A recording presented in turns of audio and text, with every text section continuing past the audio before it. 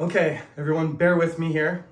This feels like COVID all over again, doing multiple video lectures to make up for holidays. It worked out well in the past doing this, but I'm just out of practice. So if I make a mistake, I'm just going to say it again or continue on. Regardless, this is the second lecture of 3 that I'm going to upload over the weekend. The third one will be week 5.5. This one is for Friday's class, which we missed because of Chuseok. So technically it's week 5 because we started our first class was on a Friday. It was an odd way to start the semester, but that's, I think, the reason why it's week 5 on the cyber lecture system. The Middle Ages in England.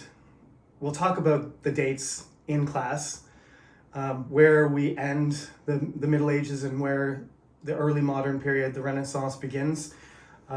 Recently, a lot of professors have changed their mind about what to call the Middle Ages, whether it's the medieval period or the Dark Ages or the Middle Ages or something else. When I was in university, we started calling the 16th century in English history or English literature, we started calling it the early modern period. And our chapter and our lecture today will go almost to the end of that. One of the possible endings of the Middle Ages is the year 1453. I think I forgot to write here the beginning of the 100 Years' Wars. I think it's 1337.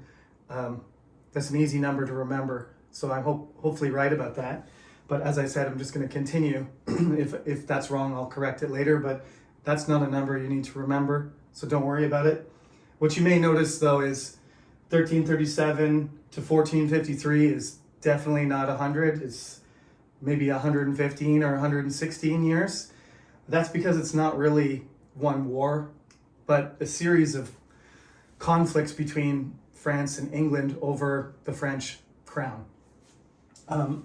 This sort of happens in the background of the major events that I want to focus on in English history and British history, in Scottish and Irish and the British Isles. The 14th century is a period in European history that everything kind of turns upside down.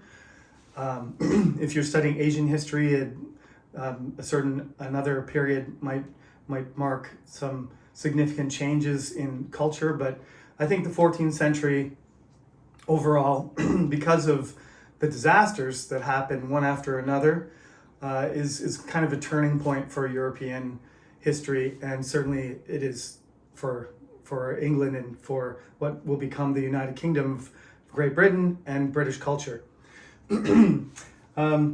So we're going to sort of skip over the 13th century, but before we do, this is what was written on the bottom of my board from last class, because you can't really just skip entire centuries, and especially when they're made into classic movies. And in my case, my son's name is Edward, and not that I was naming him after any particular king.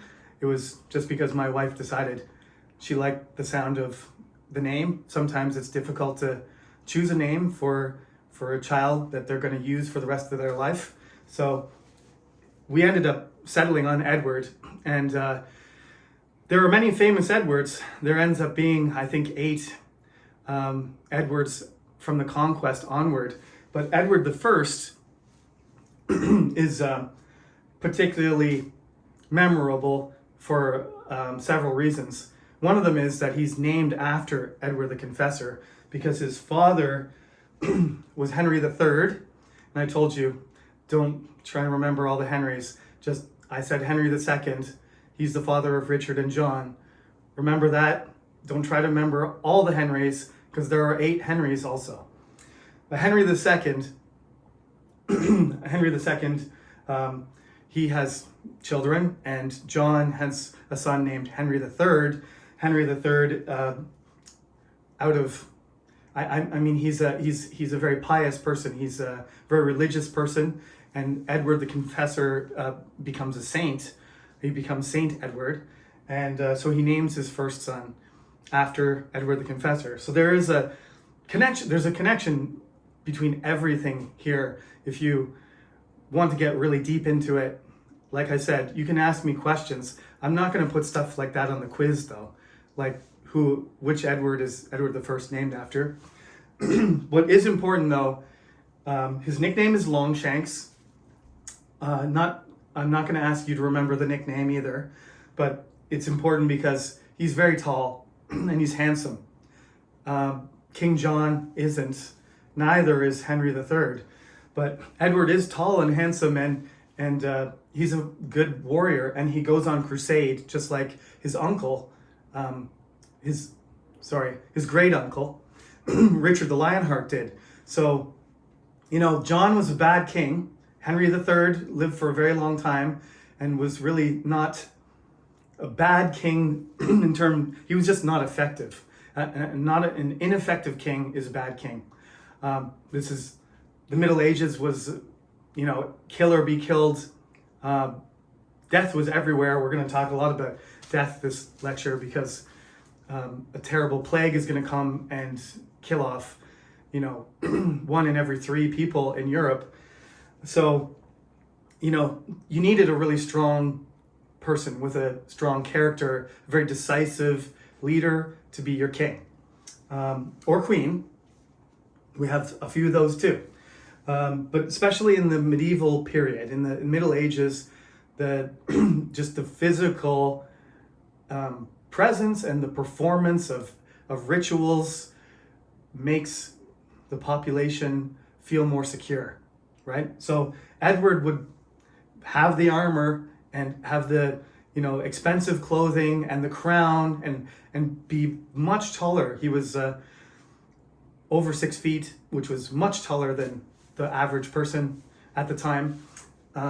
So he would just, if you saw him with his shining armor and his cloak and his expensive ornaments and his crown and everything, you'd think, oh, that guy's a king.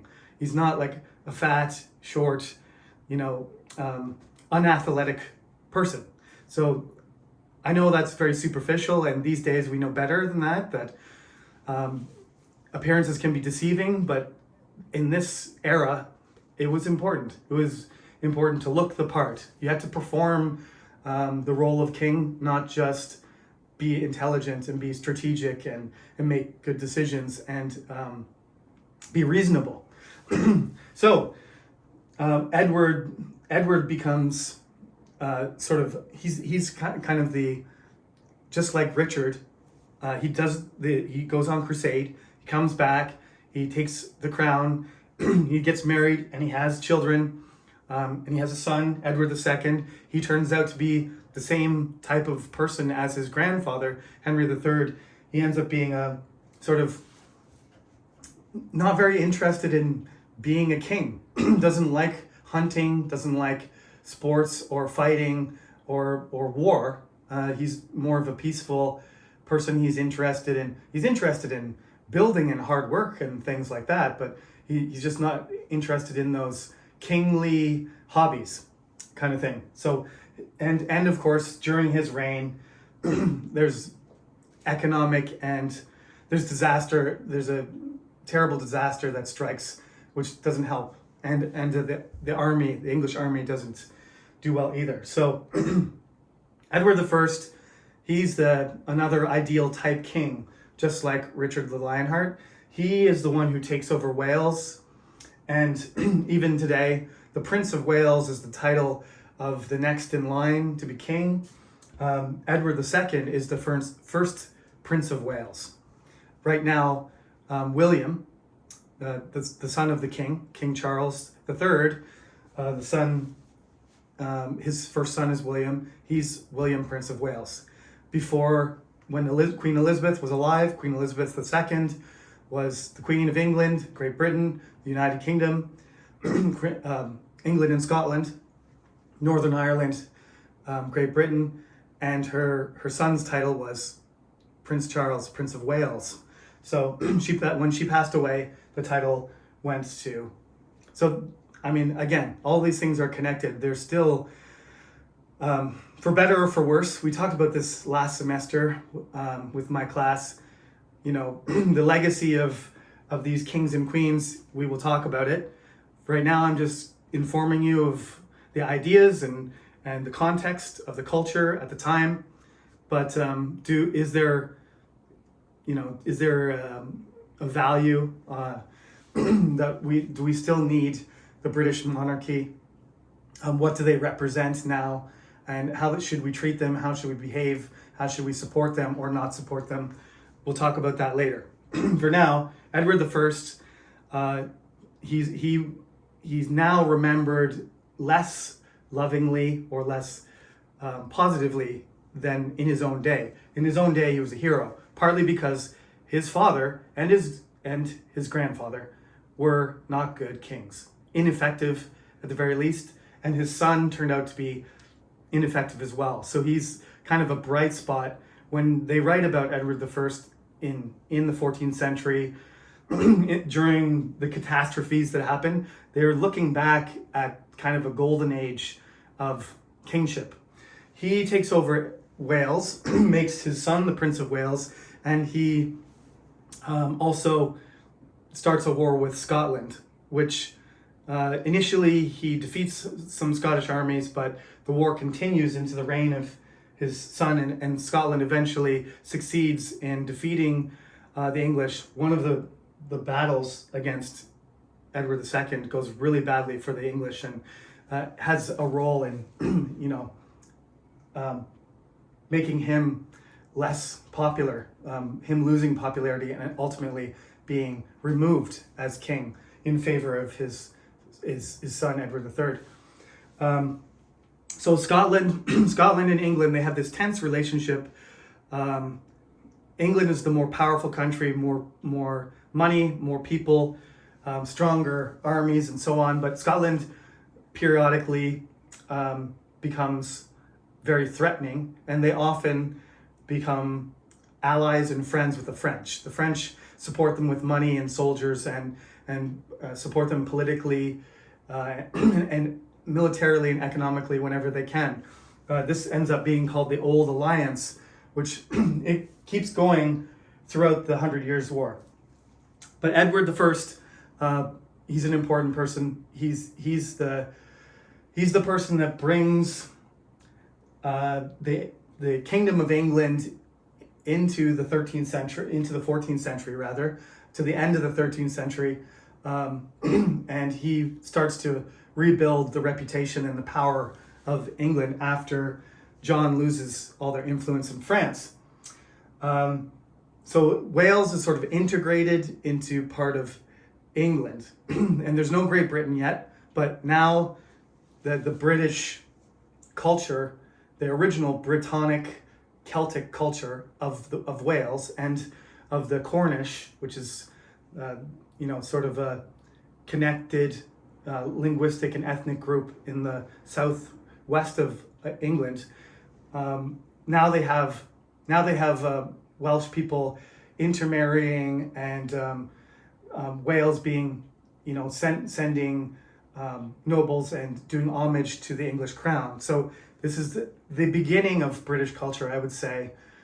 King Arthur, the legends of King Arthur, and Richard the Lionheart, and the previous invasion of Ireland by Henry II. All these things bring like Gaelic, Brittonic culture and influence into England, strengthen their connection to each other. But this is probably the most significant political event, is that Wales is now part of England and is integrated to the point where it's sort of, they still have a distinct culture and they still use their same language, but they're using English too. And there is a sort of acceptance of Welsh people as part of the kingdom. It's still England and Wales, but England and Wales have been together. The flag of Wales is a dragon. That's also supposedly the symbol of King Arthur, also a dragon. So Longshanks, he lives for a long time. He takes control of, he goes on crusade and he comes back and he takes control of the kingdom and settles everything, but then his son messes everything up. However, Edward III is exactly like his grandfather, tall, handsome, very courteous, very intelligent, very busy, a very skilled warrior and military leader. So while England starts to consolidate itself and Edward III becomes the King of England, France starts to fall apart. So that's when Edward III initiates the 100 Years' War. And this is really important to British history and English history, but it doesn't fit very well in this course, British culture and American culture. So I just have to say that Edward III starts it, and it just continues off and on for the next 116 years. In the background, while all these disasters strike, and they happen in France and Germany and Spain and Italy and even in China previously, the Black Death comes from Asia. So countries in the Middle East also get decimated during decades earlier, not even decades earlier, years earlier. There's outbreaks of plague all over the place in the Middle East, around the Black Sea, into Russia. For some reason, some parts of Russia and Poland don't get affected as much, but the plague spreads everywhere. So these are the three main things I want you to focus on. Now that I've explained all about the Edwards, there's three in a row. That's how I remember them. The good one, the bad one, and another good one. They're like a bad king sandwich. They sort of cover the 14th century up until the Peasants' Revolt in 1381. So for the majority of this time, there's the Edwards are in control of England. Scotland fights against them. You can say that Scottish independence, it's at the beginning of the century, and during the famine that the Scottish achieve, you can say victory. They defend their territory and remain independent. So Scottish independence around 1300 is tested and they prevail. We'll talk about Scotland soon in a little bit more detail, but the geography of Scotland and the toughness of the people and their attitude, their tenacity, and their ability made it very difficult for any invaders to secure control. The Vikings were there for hundreds of years, and the Scottish remained independent. At times, the Vikings took over parts of Scotland, but Scotland was never completely conquered and colonized by the Vikings. The Anglo-Saxons couldn't do it. The Romans couldn't do it. So the Scottish people, for over 1,000 years, were able to repel all invaders, and ultimately they will decide to join Great Britain. It'll be a vote, not a war that they lose. So effectively, they are never conquered since this course begins in 0 AD. Julius Caesar never goes up there and ever meets any of them. So as far as we know, the people that occupied there, the Picts, and then the Scotai, which are Irish. I guess the Irish Gaelics did conquer parts of Scotland, so they mix together and they become the Scottish people. They're part Viking, they're part Irish, they're part Celtic. They're all a mixture of different people, as we all are. The Great Famine happens in 1315.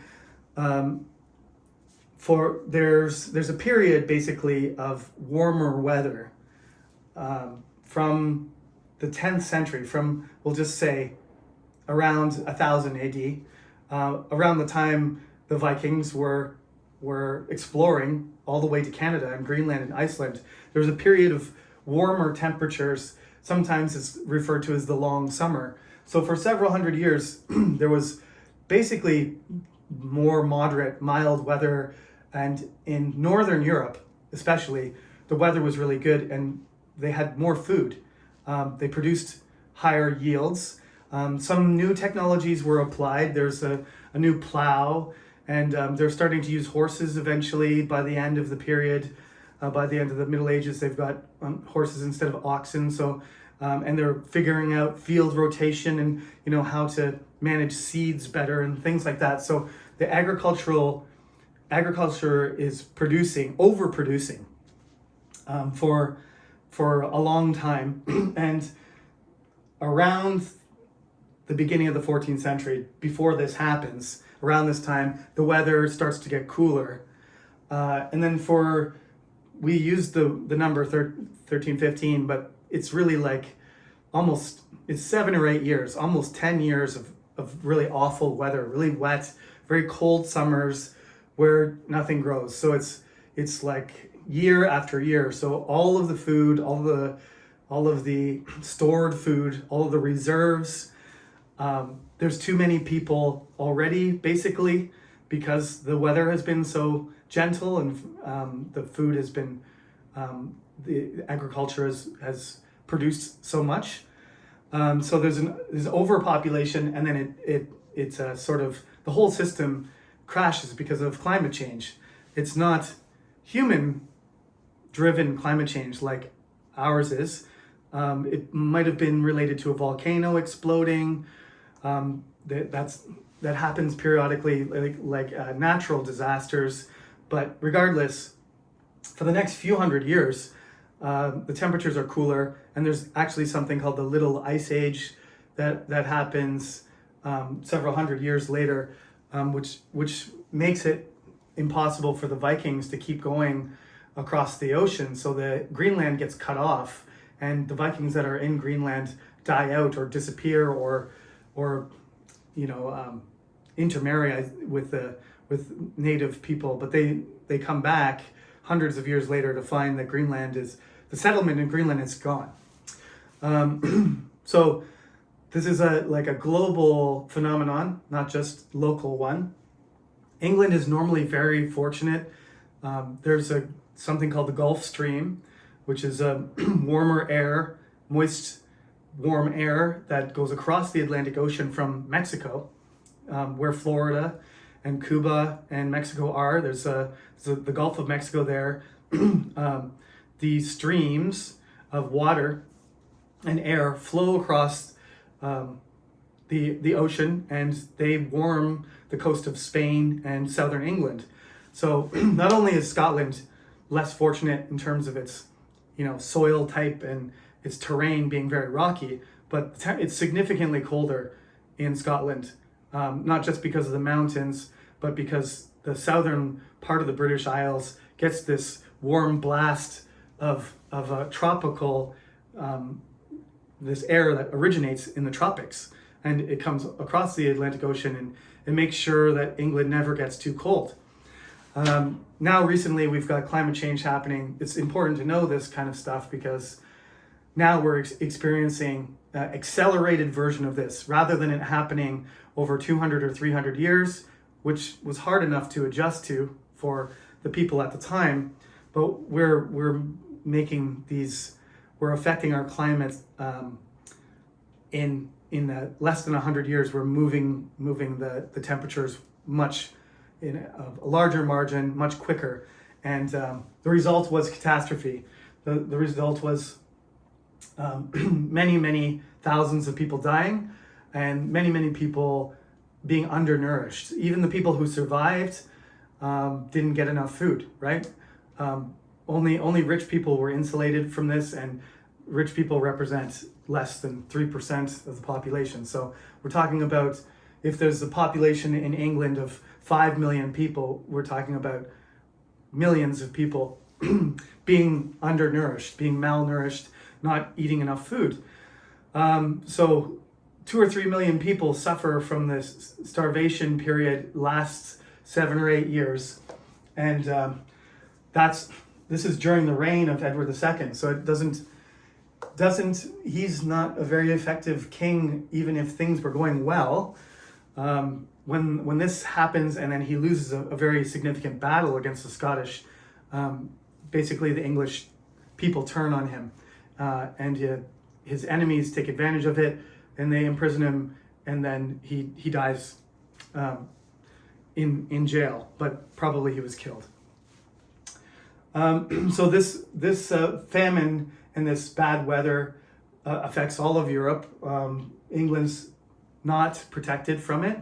Normally, the Gulf Stream and the mild climate sometimes prevents England from getting affected by, for example, very harsh winters and that kind of thing that could happen in Germany and France. But in this case, it was equally affected, really big disaster. That's what we're looking at now. If you want to think about what's going to happen in the next 20 years in terms of our climate, in 2023, by 2040, we're going to have too much, it's going to be too hot, and we're going to have too many storms, erratic weather, too cold, too hot, too much water, not enough water. That's basically what happened during this period. We're going to experience the same thing, and there's going to be, I hope we manage to find a solution and we change our path, but it's quite possible that we'll be dealing with a great global famine in the next 10 to 20 years. What happens when human beings' immune systems are ruined by malnourishment and not having enough nutrition and not having energy to exercise and everything? When your body's already weak, along comes viruses and bacteria and diseases, which the effect of them is amplified because people are weak. People have been malnourished as a young person. So basically, we're talking about the kids that were born. We're turning 30 and 40, right, during the Black Death. So it was a deadly combination. That's what we call it in English. Sometimes people say that as a joke, but this is a real deadly combination. The combination of malnourishment and weaker immune systems and health problems, combined with the arrival of the Black Death in 1348, creates a perfect storm, which kills. In some of the cities, the death rate is half the people. So you can imagine, just look in our class, just divide the class in half, and half of those people disappear. I read, originally, when I was younger, I read that the plague didn't discriminate. It killed people young and old, wealthy and poor, kings and peasants, but the fact is that it didn't. Disproportionately affected people in neighborhoods and in situations where they were weaker physically, and they didn't have access to clean environments the way that wealthy people did. Lots of people in cities were living in very, very dirty conditions, and the plague spread around. It made it even worse because they didn't understand what the plague was. There was no medical science. They believed everybody was religious, and that sometimes they blamed, there was, in places they blamed Jewish people or foreigners, or people of different religions, or people who looked different. They thought that maybe really terrible, awful smells would keep the plague away. It sounds very strange to think that, but they believed that very nauseous, disgusting smells would prevent the plague from infecting you. So people would, purposely, go closer or stand near really, really rotten smelling things and disgusting things, and let the fumes sort of waft over them, so that it would keep the disease away. But of course, being dirty and being close to things that were decaying just made things worse.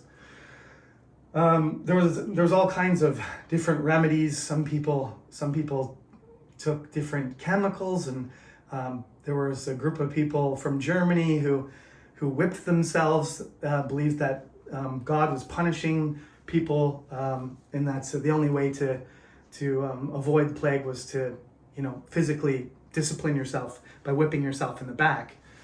They're called the flagellators. The Black Death caused all kinds of social disruption.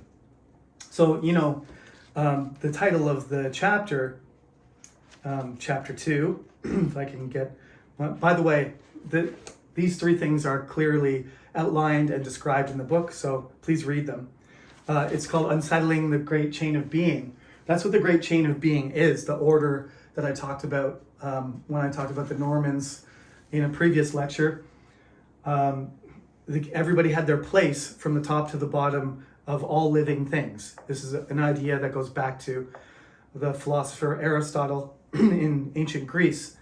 And the Black Death knocked out pieces all over the place. Obviously, the great mass of human beings were at the bottom, and they were the ones that suffered the most. But many lords and ladies and princes and wealthy, upper class people, people with titles, nobles who were in control of important positions, people in the church hierarchy, all the way from the top to the bottom, they died. And there was nobody to replace them. The sudden, it's a demographic collapse. There's no way to describe this in modern terms. COVID killed 0.001% of people in the developed countries that had access to vaccines and so on. There's nothing like that. This is literally just removing 30% of the population. If you're talking about Korea with 52 million people, you're talking about just 17 million people disappearing. All those people who have jobs in various places, that you can't make up for that loss. Even in our economy, we could not adjust from a population collapse of 30% within 10 years. Even in Korea, because people are not having children anymore as much, the population is going to start shrinking. And we know this is coming, and we're anticipating it, and it's 10 years or 20 years down the road, and already people are concerned about economic effects. So you imagine if you had no idea it was coming, and suddenly 30% of the population disappeared in a decade. It would mean a complete reordering of society. So that's what the Black Death was. And the Great Famine was sort of an unfortunate event that made it even more deadly. As a consequence to this, and we'll have to talk about this, I think, in lecture on Friday in more detail, but as a consequence of this, of course, there's all kinds of negative things. There's loss of knowledge, there's loss of family, there's loss of, hope, there's just massive, you can see in the artwork changes, everything's about skeletons and death, and, God has, forgotten about us, or it's the end of the world. Some people write in their diaries that I'm writing this down just in case somebody is alive to read this. You can look at the diaries from the 14th century in English, and you can read them write this. They actually thought the world might be ending, but just in case there was, a few people left over to read this, I'm going to write down that what life was like before this calamity. I think the only way to describe it to all of you and to myself, to imagine it, is if there was a nuclear holocaust. If nuclear weapons were dropped all over the world at the same time, and our society completely collapsed, and pieces of our society just disappeared overnight. Cities, were abandoned. Towns were abandoned. Businesses collapsed. Communication was disrupted. All that kind of stuff. Obviously there's some aspects of modern society that would be totally different, but you just have to think about it in those terms. It would be disaster on that scale, where, people would, especially because the plague would come and it would kill thousands of people, and then it would seem to go away, and then it would come back and then kill more people. So it was a kind of cycle of hopelessness, you might look at it that way. And in world history, even the world wars, which were horrible events, which we'll talk about towards the end of the class, and their effect on Western society, especially the British and American cultures, there's nothing else like it. Those world wars were terrible to a similar extent, but they don't reach the same level of devastation that occurred in the Black Death. Just another, it's on a different level than anything else in the experience of British and American culture. Which meant that a lot of people thought that once the plague started to ebb, once the plague started to recede, and people were living through it, and people realized the world was not ending, that things had to change. That's where I'm going to stop because this takes some explaining. It's a pretty detailed event.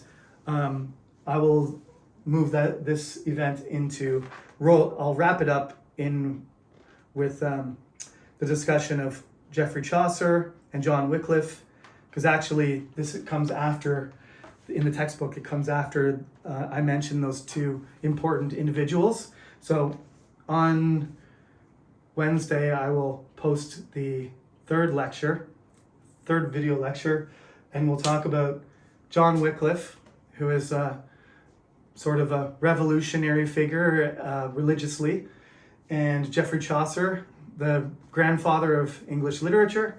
And we'll talk about the Peasants' Revolt, which is the scariest event for the royal government and the King of England in all the Middle Ages. Okay? So thank you again for your concentration and your patience. I'll see you again in the third lecture, and then next Friday in person in Monday. Have a nice day and enjoy the rest of your holiday.